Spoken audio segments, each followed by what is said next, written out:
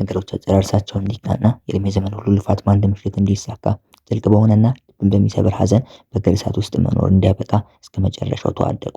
አርጀንቲና በዛ ምሽት ዓለም ዋንጫን ያረገዘች ለመውለድም ወደ ማዋለጃ የገባች መሰለች። ሉሳይል ስቴዲየም በዛን ዕለት የአርጀንቲና ህልም የሚወለድበት ስፍራ ሆነ። ሜሲና ጓደኞቹ በብርታት ሀገራቸውን ለማዋለድ የተመረጡ ሆኑ።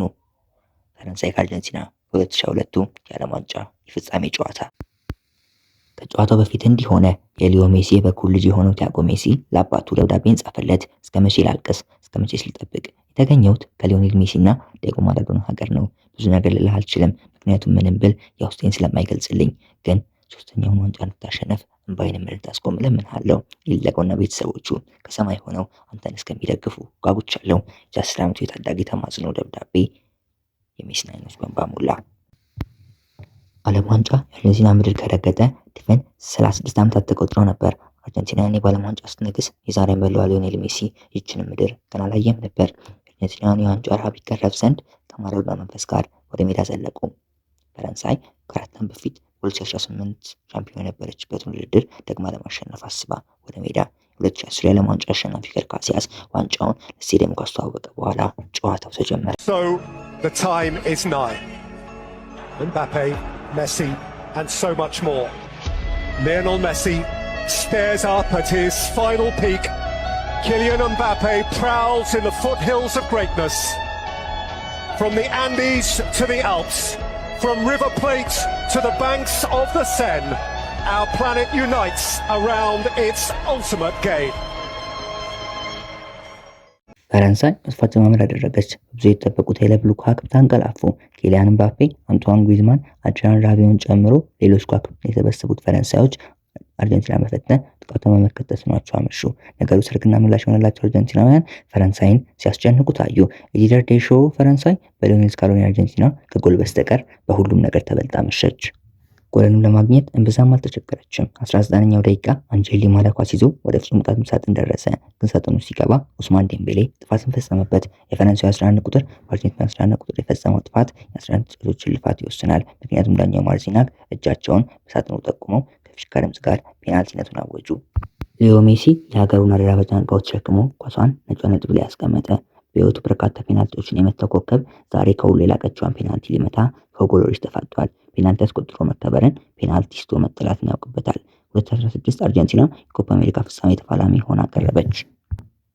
በፍጻሜውም ከቺሊ ጋር እስከ መለያ ምትም ደረሰች። ሊዮ ሜሲ በፍጻሜው መለያ ምትን አምክኖ አርጀንቲናን ከናፈቀችው ዋንጫ ራራቀ።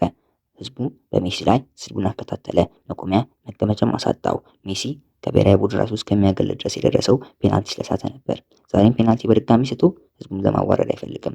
እስከዛሬ የሰራው ገድል በዜሮ ተባስቶበት እስከ ወዲያኛው መጠላትን አይፈልግም። ህይወቱ በአንድ ፔናልቲ እንደተቀየረችበት አሱሙጂያ ወይም ሮቤርቶ ባጆ የመሆን ሀሳብም የለውም። አንዴ በረጅሙ ተንደርድሮ ኳሱን ወደ ጎል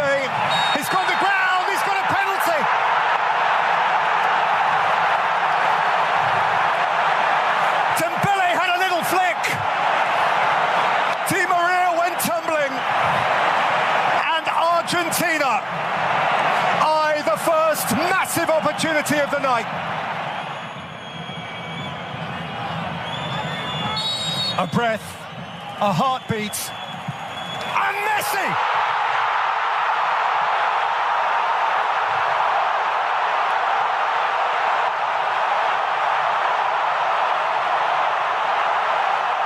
A goal forevermore. Perhaps his moment for infinity.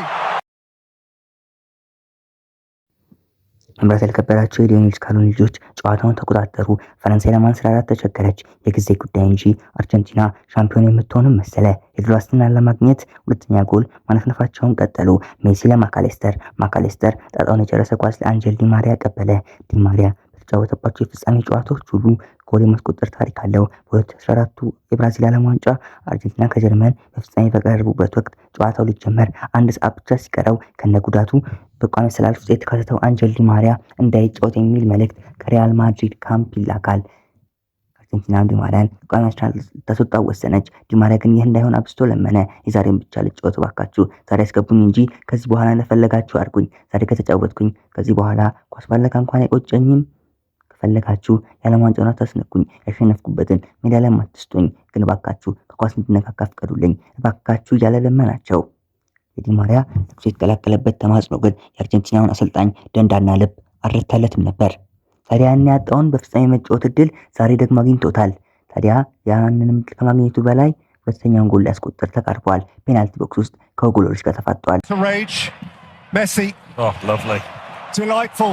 Alvarez. Here's McAllister. Di Maria is the spare man. Angel Di Maria. Glorious goal. Argentine gold.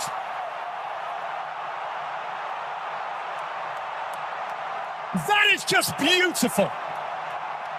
የመጀመሪያው አጋማሽ ሲጠናቀቅ ቦነስ አይረስ በፉጨት ደመቀች። ሮዛሪዮ በጭብጨባ ተደበላለቀች። አርጀንቲና ዋንጫውን እንዳሸነፈች ለመቀበልም 45 ደቂቃ እንደቀራት ታመኑ። የማሸነፋቸው ነገር እውነት የመሰላቸው ሊዮኔል ስካሎኒ ዴማሪያን በሁለተኛው አጋማሽ ቀየሩ። ነገሮች ለአርጀንቲና አሸወይና ነበሩ እስከ 79ኛው ደቂቃ ድረስ። የኮሎማን እጅ ተጎድቷል በሚል ሰበብ ለፈረንሳይ ፔናልቲ ተገኘ። አሁን ፈረንሳዮች ወደ ጨዋታ የሚመለሱበት ቀጭን መንገድ ተገኘ። ይህ የሚሆነው ግን ኬሊያን ምባፔ ፔናልቲውን ካልሳተ ነበር። ደግሞ አልሳተውም። አስቆጥ What will he do here? Mbappe, compelled, obliged. France just might. Mbappe. ፈረንሳዮች በግባ ተነቃቁ። ለ80 ደቂቃ የጠፋው ለዋንጫውን የማግኘት ረሃባቸው ተቀሰቀሰና ቀና ብለውም ሰዓቱን ሲያዩት 10 ደቂቃ ከአንድ ሰዓት ላኩሉ ፍልሚያ ቀርቷል። በ10 ደቂቃ ውስጥ አንድ ነገር ለመፍጠር ተንቀሳቀሱ። ከመጀመሪያው ጎል ደቂቃ ያህልም ሳይዘገዩ ጥቃታቸውን ጀመሩ። ራቢዮት ለምባፔ፣ ምባፔም ለኮሎማኒ፣ ኮሎማኒ መልሶ ለምባፔ፣ ምባፔ ፈረንሳይን ከተኛችበት ቀሰቀሰ። ምባፔ ማኑኤል ማክሮንን አስነስቶ አስጨፈረ። አርጀንቲናውያንን በቆሙበት አፈዘዘ። ከአንጀል ዲ ማሪያ አይን እንባንም አስፈሰሰ። ሊዮኔል መሲን ማን የረገመኝ ብሎ እንዲጠይቅም አስገደደ። ሁኔታዎች ከመቅጽበት ተለዋወጡ። በ79ኛው ደቂቃ 2-0 የምትመራ የነበረችው ሀገር በ81ኛው ደቂቃ ሁለታቻ ሆና ለማሸነፍ መራወጥ ጀመረች። ከ10 ደቂቃ በኋላ እንዴት ጮቤ እንደሚረግጡ በማሰብ ላይ የነበሩት ሁሉ ስላለመሸነፍ ጸለዩ። የአርጀንቲና ደጋፊዎች በጭንቀት ሜልሙዳ ተዋጡ። ተመልካቾች መጨረሻውን ለማወቅ ሲበዛ ጓጉ። እንደ ዩቲዩብ ቪዲዮ የተወሰኑ ደቂቃዎችን አለፍ አድርጎ መጨረሻውን ለመስማት ቋመጡ። ነገሩ ልብ አንጠልጣይ ፊልም እንጂ የገሃዱ ዓለም ፍሬ መሆኑን ለማመንም ይከብዳል። Mbappe, Thuram, Mbappe! Oh wow! He is an awesome force of nature!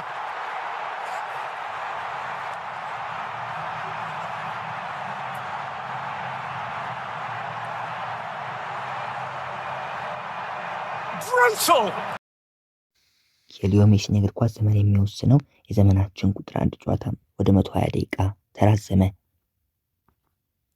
109ኛው ደቂቃ ኢንዞ ፈርናንዴዝ ያገኛትን ኳስ ወደ ሁጎ ሎሪስ መረብ ላካት። ሎሪስ የሜሲ ፔናልቲ ለመመለስ እንዳቃተው የዲ ማሪያ ጎል ስትቆጠር አቅማጮት ከመረብ ስትዋሃድ እንዳየው እንዲሁ በቀላሉ የኢንዞን ኳስ አላሳለፈም። ወደ እጆቹ ተመለሰ። የተመለሰው ኳስ ግን ወደ ሜሲ እግር ደረሰ። ሜሲ ጎል። አርጀንቲና 3 ፈረንሳይ 2።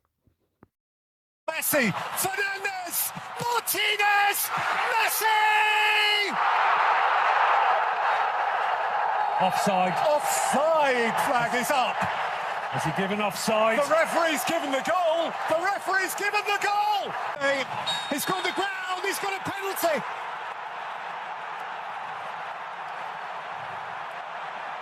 Dembele had a little flick. Di Maria went tumbling. And Argentina eye the first massive opportunity of the night.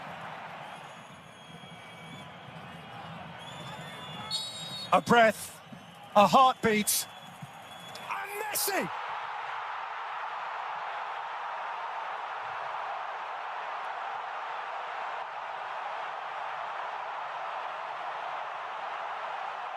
A goal forevermore!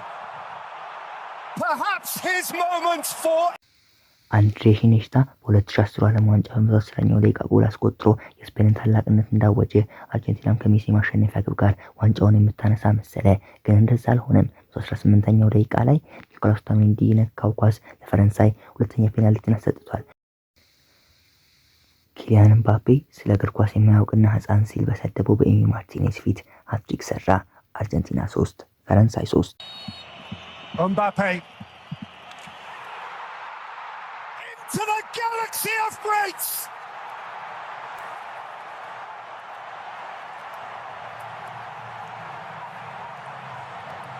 France alive again! በተጨማሪ ደቂቃ ኮሎሙዋኒ ያለቀለት የግብ ዕድል ይዞ ኬቪን ማርቲኔዝ ፊት ቀረበ። ማርቲኔዝ እግሮቹን ወደ ውጪ በርክቶ ግራና ቀኝ እግሮቹንም ወደ ጎን ዘርግቶ የኮሎሙዋኒ ንቃት ሊያከሽፍ ተዘጋጅቷል።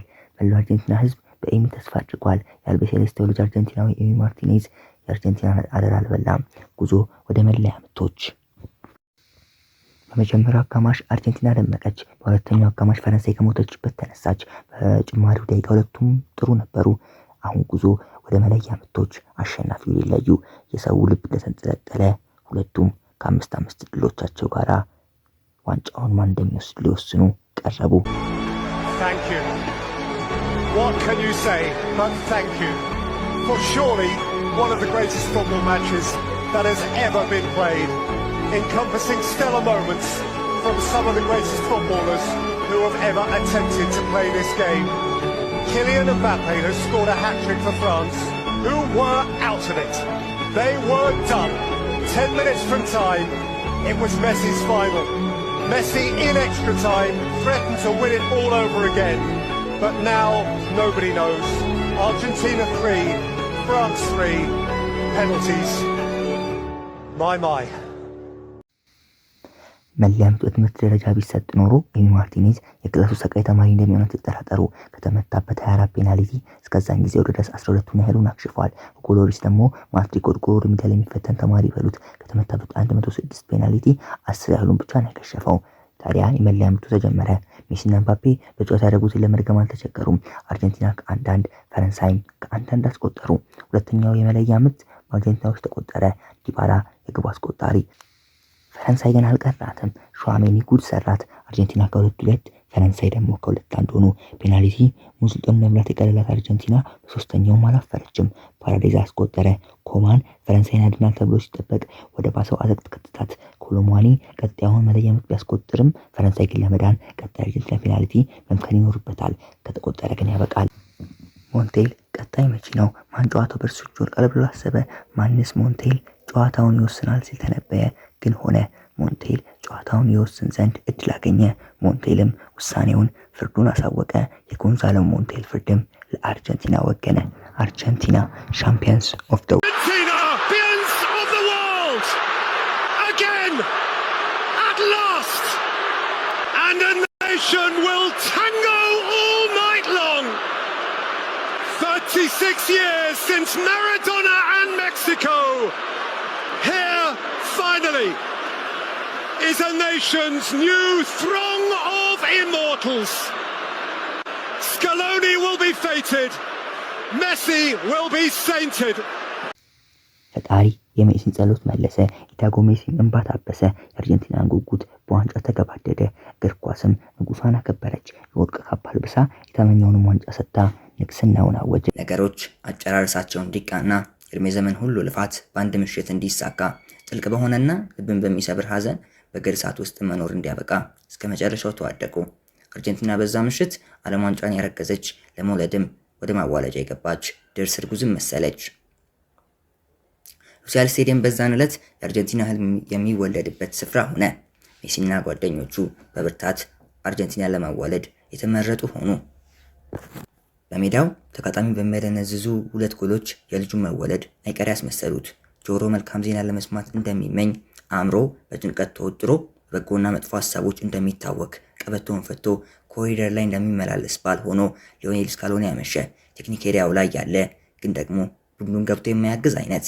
በእነ ሜሲ ጥሩ አዋላጅነት አርጀንቲና 3ኛ ልጇ ልታገኝ ብትቃረብ፣ እርሷ ግን በከባድ ምት ተያዘች። ከሁለት የሆድ ቁርጠት ስሜት በኋላ እንደሚጀምር ምጥ፣ ከሁለቱ የኪሊያን ምባፔ ጎሎች በኋላ የአርጀንቲና ምጥ ከጫፍ ጫፍ ይሰማ ጀመር። ሁሉን ያስጨነቀ መጨረሻው አሰቃቂ እንዳይሆን ያሰጋ ምጥ አርጀንቲና ታምጥ ጀመር።